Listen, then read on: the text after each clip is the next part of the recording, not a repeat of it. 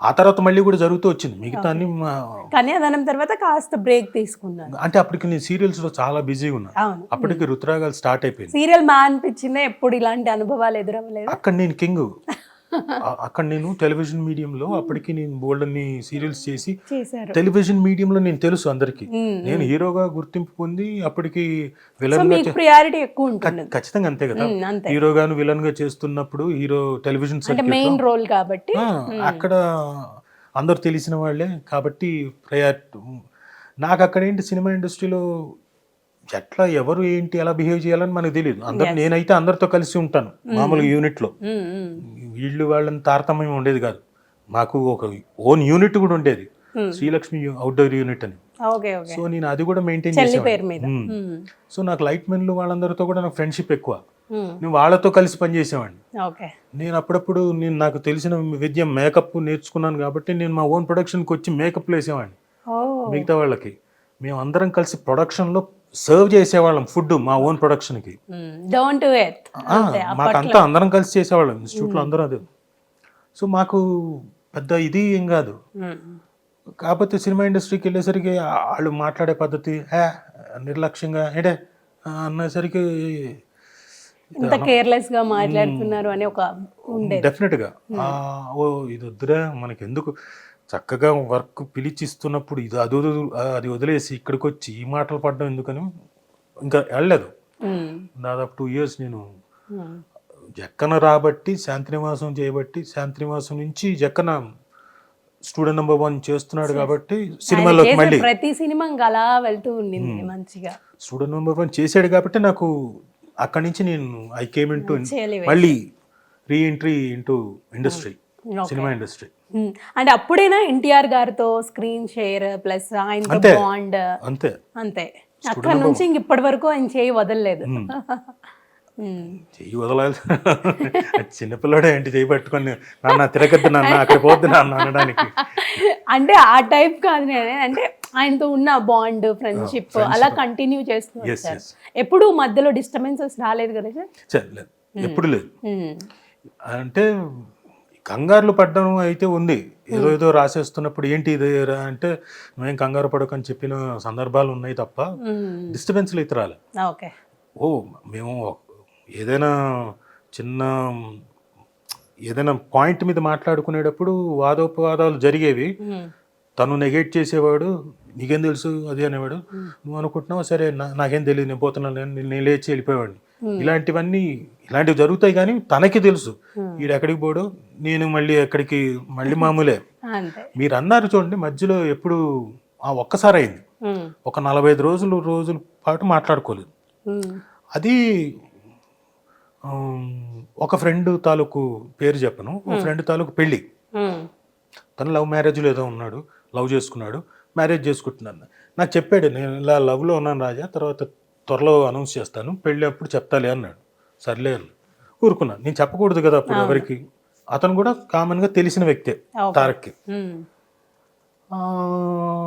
అది ఒకరోజు జెమినీ ఆఫీస్లో ఇంటర్వ్యూ కోసం వచ్చాం. నేను మామూలుగా ఎక్కడో చిన్నోడు షూటింగ్లో ఉంటే తారక్ ఇంటర్వ్యూ తీసుకోవడానికి నన్ను పిలిపించారు. బహుశా సింహాద్రికో దేనికో నేను తీసుకుంటే బాగుంటుందని. నేను అక్కడి నుంచి వచ్చాను.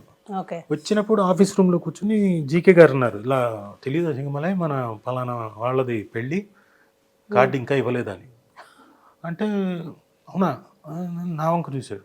నాకు తెలియదు అన్నాను. తర్వాత మరుసటి రోజు కార్డు ఇవ్వడానికి వచ్చాడు. అక్కడ ఉన్నాం మేము. అంటే ఏంటరా నువ్వు మాకు కార్డు ఇవ్వాలని తెలీదా, ఫ్రెండ్స్కి చెప్పవా అంటే లేదు నేను రాజాకి చెప్పాను. ఊరి నువ్వే వద్దన్నావు కదా, చెప్పొద్దన్నావు. పైగా నీ పెళ్లి గురించి నేను ఎలా చెప్తాను, చెప్పమంటే నేను చెప్తాను, నువ్వు కార్డు ఇస్తా అన్నావు కదా, తర్వాత నేనే అనౌన్స్ చేస్తా అన్నారు కదా ఆరని అంటే to just escape from his anger అతను అనేసాడు. ఇతను చాలా సీరియస్ అయిపోయి నీకు అన్నీ తెలిసినా కానీ నువ్వు నా దగ్గర దాస్తుంటావు.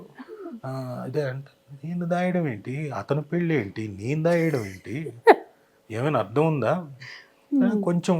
కొంచెం టస్సుల్లాగా ఒకళ్ళనొకళ్ళు ఏదో మాట్లాడుకున్నాం, ఏదో అరిచాడు, ఓకే గుడ్ బై అనుకుని వచ్చేసాను. ఒక 45 రోజులు మాట్లాడుకోలేదు. తర్వాత మళ్ళీ అంటే మీరు ఎప్పుడు కాల్ చేయలేదా, తను చేయడం, ఇద్దరు ఆపేశారు? ఇదే అండి హెల్దీ ఫ్రెండ్షిప్ అంటే ఇదే కదా. అంటే తనే చేస్తాలే అంటే అదొకటి ఉంటుంది కదా ఫ్రీ. సరే వద్దులే ఫీల్ అవుతున్నాడేమో చేయడం వేరు, ఫ్రెండ్స్ కాబట్టి ఒకరికొకరు అర్థం చేసుకోవడం వేరు. బట్ 45 days తర్వాత మళ్ళీ మామూలుగా ఫోన్ అదొక చేశాడు. దీక్ష లాగా సాగింది అయితే మీకు. తర్వాత తనే ఫోన్ చేసి మామూలుగా మాట్లాడుతున్నాడు. ఇప్పుడు నాకేంటి కనీసం సారీ చెప్పాలి కదా అన్న ఫీలింగ్ నాకు. అవి చెప్పడు మళ్ళీ. ఏంటి ఇప్పుడు ఎక్కడ నాకు కాలిపోతుండింది. అసలు సంబంధం లేని దాంట్లో నువ్వు నన్ను బ్లేమ్ చేసి మళ్ళీ ఇప్పుడు మామూలుగా మాట్లాడుతున్నాను. అలాంటి ఫ్రెండ్షిప్ మరి అంతే, అలానే ఉంటుంది, చాలా బాగుంటుంది. అంటే మీ ఫ్రెండ్ RRR ఆస్కార్ లెవెల్కి వెళ్ళింది, అసలు మీ ఫీలింగ్ ఏంటి ఆ మూమెంట్లో? అంటే చాలా గొప్ప ఫీలింగ్ అంటే ఇప్పుడు జక్కన కానివ్వండి, తారక్ కానివ్వండి, వీళ్ళు ముందు నుంచి తెలిసిన వ్యక్తులు. ఇప్పుడు అలాగే రామ్ చరణ్ గారు, వీళ్ళు కిరవాణి గారు, మొత్తం టీము ఆస్కార్ లెవెల్కి వెళ్తే ఆనందం ఎలా ఉంటుంది? అరే మన తెలుగు వాళ్ళు యాక్ట్ అసలు అందులో నామినేషన్లో ఉండడం గ్రేట్, అంటే ప్లస్ అవార్డు విన్ అవ్వడం అనేది చాలా గ్రేట్ కదా. సో చంద్రబోస్ గారు వాళ్ళందరికీ వాళ్ళకి రావడం, పైగా నేను వర్క్ చేసిన వాళ్ళతో క్లోజ్గా ఉన్న వాళ్ళతోటి జక్కన్న ఒక స్టేజ్ నుంచి ఎక్కడ శాంతినివాసం, ఆ తర్వాత ఎక్కడ ప్రపంచంలోకి వెళ్ళిపోయి బాహుబలి, మగధీర, RRR ఇవన్నీ తీసుకెళ్లి ప్రపంచం దీని మీద పెట్టుకుంటూ వెళ్ళాడు. బడ్జెట్లు అసలు ఏంటి, మనం ఒక వైపు అంటే ఒకానొక టైంలో ఇంత బడ్జెట్లు పెట్టొచ్చు అన్నది లేదుగా, తెలియదు కదా. బట్ అన్ని సంవత్సరాలు వెయిట్ చేయొచ్చా మూవీ కోసం అన్నది కూడా ఆయనే నిరూపించారు. మనకి ఇంత బడ్జెట్లు పెట్టొచ్చు తెలుగు సినిమాకి అన్నది లేదు కదా. అంత బడ్జెట్లు పెట్టి తీయడం ఏంటి, అది రికవర్ అయ్యేలాగా చూడడం ఏంటి, గొప్ప కదా విషయం. సరే వీళ్ళు ఆ స్థాయికి వెళ్ళారంటే ఆనందం కదండి. అలాగే ఇప్పుడు నేను తారక్తో కూడా స్టూడెంట్ నెంబర్ 1 తోటి ఉన్నది, నేను ఒకానొక రోజున అనుకున్నాం ఊరికే ఏదో ఎమోషనల్గా ఏదో మాట్లాడుకుంటూ, తారక్ నువ్వు గొప్ప స్టార్ అవుతావు, ఒక 17 ఏళ్ల తర్వాత మమ్మల్ని కూడా నువ్వు మర్చిపోయేంత స్టార్ అవ్వాలి, అంత హైట్కి ఎదగాలి అని చెప్పేసి అన్న. అయితే మర్చిపోలేదు, హైట్కి ఎదిగారు డెఫినెట్గా. అలా ఉంటేనే ఎంత ఎదిగినా ఒదిగి ఉండడం అనేది ఉంటుంది కదా. కొన్ని సామెతలు ఇలాంటి వాళ్ళని చూస్తే నిజమేమో అనిపిస్తూ ఉంటాయి. సో మీ కెరియర్లో ది బెస్ట్ అంటే కొన్ని సినిమాలు చెప్పారు కదా, మీకు బాగా వర్స్ట్ ఎక్స్పీరియన్స్ ఇచ్చినవి ఏమైనా ఉన్నాయా? వర్స్ట్ ఎక్స్పీరియన్స్లు ఇచ్చినవి చాలా ఉన్నాయండి. ఒక సినిమా 4th grade అని, 4th degree అని, 4th degree అని ఒక టైటిల్ పెట్టి ముహూర్తం చేశారు. నేను ఇంతవరకు ఎవరికి చెప్పలే. నేను ఒక విలన్ క్యారెక్టర్, హీరో వచ్చి ఆర్బి చౌదరి గారు అబ్బాయి, పెద్ద అబ్బాయి, హీరోయిన్ ఇంకొక అమ్మాయి మలయాళం నుంచి వచ్చింది. నేను అక్కర్లేదు, ఎందుకు హీరోయిన్ల మీద క్లాప్ కదా అంటే, లేదు మీడుగు ఉండాలన్నారు, గడ్డంతో ఉన్న క్లాప్ పెట్టి చేశారు మొత్తం ముహూర్తం. సరే ఎప్పుడు అంటే మనం ఇప్పుడు మలేషియాకి వెళ్ళిపోతున్నాం, అది చెప్తా అన్నగారు ఒక వారం రోజుల ముందు అన్నారు. అవునా, సరే వారం రోజుల ముందు చెప్తా అన్నారు కదా, ఇంకా టైం ఉంది కదా అనుకున్నాం.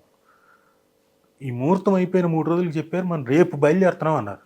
ఇది ఈరోజు ఫోన్ చేసి అంత సడన్గా ఈరోజు చెప్పడం ఏంటి, వెళ్ళిపోవడం ఏంటి అనుకున్నాం. సరే హడావిడిగా ఏవో క్యాష్ కొంత ఉంటే అవి మార్చుకొని జోబులో పెట్టుకున్నాను. అప్పుడు కార్డ్స్ ఇవన్నీ లేవు, ఈ స్వైప్ చేయడానికి ఇవన్నీ పెట్టుకున్నాను. సో ఇక్కడి నుంచి బయలుదేరాం. అది ఎయిర్పోర్ట్ నుంచే కొంచెం మనకి ప్రతికూల అనుభవాలు వాళ్ళేమో లోపలికి కస్టమ్స్ వాళ్ళు పంపించట్లే, కెమెరాలు అవన్నీ. ఎక్విప్మెంట్ అంతా అది మరి అది ఎక్కువ పే చేయాలి. అయితే మొత్తానికి నన్ను మాట్లాడమంటారు ఆ ఎగ్జిక్యూటివ్ ప్రొడ్యూసర్.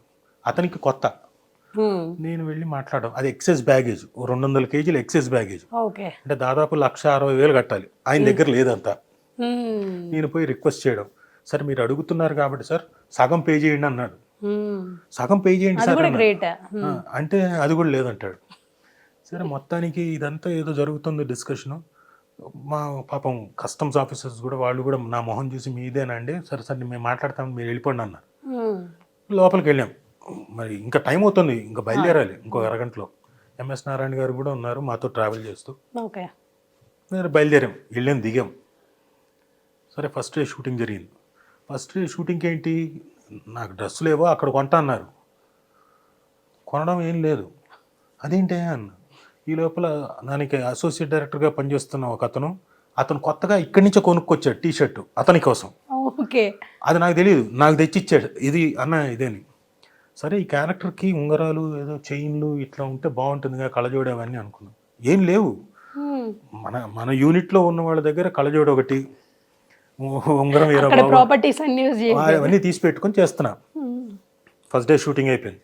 సెకండ్ డే షూటింగ్కి ఎంఎస్ గారు రాలేదు, ఎందుకంటే కొంచెం హెల్త్ ఏదో. మూడో రోజు తెలిసింది ఏంటంటే ఎంఎస్ గారు హెల్త్ది కాదు, డబ్బులు ఇస్తే కానీ ఆయన రారు లొకేషన్కి, అది ఇస్తే కానీ రానన్నారు. సరే ప్రొడ్యూసర్ ఇబ్బంది పడుతున్నాడు కదా అని చెప్పేసి నా దగ్గర ఉన్న 50,000 ఇచ్చేసాను. అలాగే అక్కడ లోకల్ మేనేజర్ కూడా ఆయన ఒక 50,000 సర్దారు, 1,00,000 ఇచ్చారు. ఎంఎస్ గారు షూటింగ్ పార్ట్ అయిపోయింది, ఆయన వాళ్ళు వచ్చేసారు. ఇంకా మన షూటింగ్ 4వ రోజుకి తెలిసింది చెక్ బౌన్స్లు అయ్యాయి ఎవరెవరో యూనిట్లో ఉన్నవాళ్ళు. ఏంటి వాళ్ళు మేము వర్క్ చేయమన్నారు. అవునా సరే ఆపేయండి అన్నారు, ఆపారు. దాంట్లో మళ్ళీ ఫోర్జరీ ఇలాంటిది ఏదో జరిగింది వాళ్ళ చెక్కులో. సరే 3 రోజుల తర్వాత వచ్చి మీరు చెప్తే నా అవుతుంది బాబు, మిగతా వాళ్ళు కూడా ఒప్పుకుంటారు యూనిట్ అంటే సరే అని చెప్పా. ఏమో ఎలాగో ఉన్నాం కదా ఎందుకు చేద్దామని వాళ్ళ మాట నా మాట మీద ఒక 5 రోజులు చేశారు. ఆ తర్వాత వాళ్ళు కూడా ఇంకా ఆపేశారు. నేనన్నా మీరు ఎలా వచ్చారా చెక్కు కూడా ఇవ్వకుండా, యూనిట్ వాళ్ళు కెమెరా వాళ్ళు ఎలా వచ్చారు మీరు, మీకన్నా మీ యూనిట్కి చెప్తారు కదండి. ఏమోనండి మీరు ఉన్నారని చెప్పేసి మొత్తానికి ఏదో మాటలు చెప్పాడు, వచ్చేసామండి. తీరా చూస్తే మీరు నమ్మరు, మామూలుగా మన 3rd డిగ్రీ అంటాం కదా పోలీసు వాళ్ళు, మాకు 4th డిగ్రీ టైటిల్ పెట్టిందే మాకు ఆ చుక్కలు చూపించడానికి. మేము అక్కడ కూర్చొని 21 రోజులు మాత్రమే మా స్టే, 21 డేస్ తర్వాత వెనక్కి వచ్చేయాలి లేదా ఎక్స్టెండ్ చేసుకోవాలి.